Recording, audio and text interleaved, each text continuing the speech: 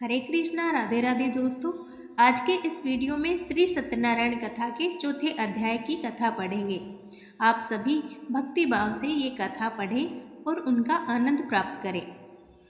सूत जी बोले, व्यापारी ने मंगलाचार आदि करके यात्रा आरंभ की और जमाई के साथ अपने नगर की ओर चल पड़ा।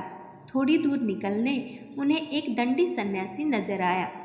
ये दंडी का वेश धारण किए हुए स्वयं सत्यनारायण भगवान थे। उन्होंने व्यापारी से पूछा, हे साधु, तुम्हारी नाव तो बड़ी अच्छी है, इसमें क्या ले जा रहे हो? अभिमानी वणिक हंसता हुआ बोला, अरे दंडी, तुम क्यों पूछ रहे हो? क्या तुम्हें कुछ धन पाने की इच्छा हो रही है? सन्यासी को धन का मोह नहीं होना चाहिए। वैसे भी मेरी नाव में बेल और पत्ते भरे हुए हैं। व्यापारी के कठोर वचन सुनकर भगवान ने कहा, तुम्हारा वचन सही हो। ऐसा कहकर वे वहां से चले गए। कुछ दूर जाकर किनारे पर बैठ गए। दंडी के जाने के बाद व्यापारी ने जब नाव को देखा तो वो एक तरफ से ऊंची उठ गई थी। देखा तो उसमें बहुत बेल पत्ते भरे हुए थे। अपना धन वहां न पाकर व्यापारी घबरा गया और मूर्छित होकर गिर पड़ा। मूर्छा खुलने पर शोक प्रकट करने लगा। उसका दामाद बोला, यह जरूर दंडी का श्राप है, हमें उनकी शरण में जाना चाहिए। दामाद की बात मानकर वे दोनों दंडी के पास पहुँचे।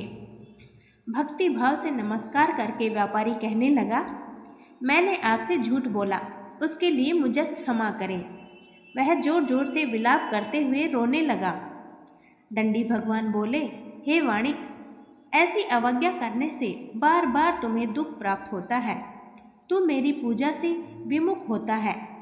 साधु बोला, हे भगवान, आपके माया से मोहित ब्रह्मा आदि भी आपके रूप को नहीं जानते, तो मैं तो अज्ञानी कैसे जान सकता हूँ?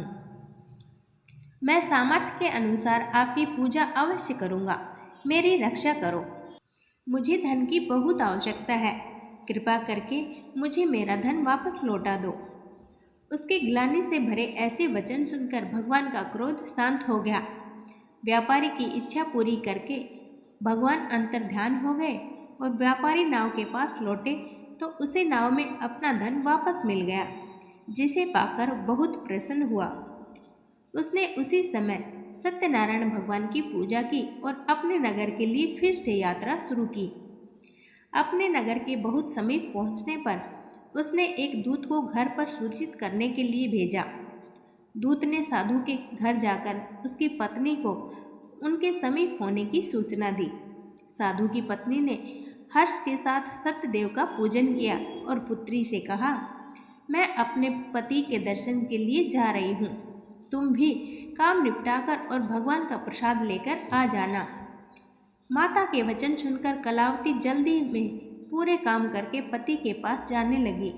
उसे प्रसाद का ध्यान ही नहीं रहा। प्रसाद की अवज्ञा होने के कारण सत्यदेव ने रुष्ट होकर उसके पति को नाव सहित पानी में डुबो दिया।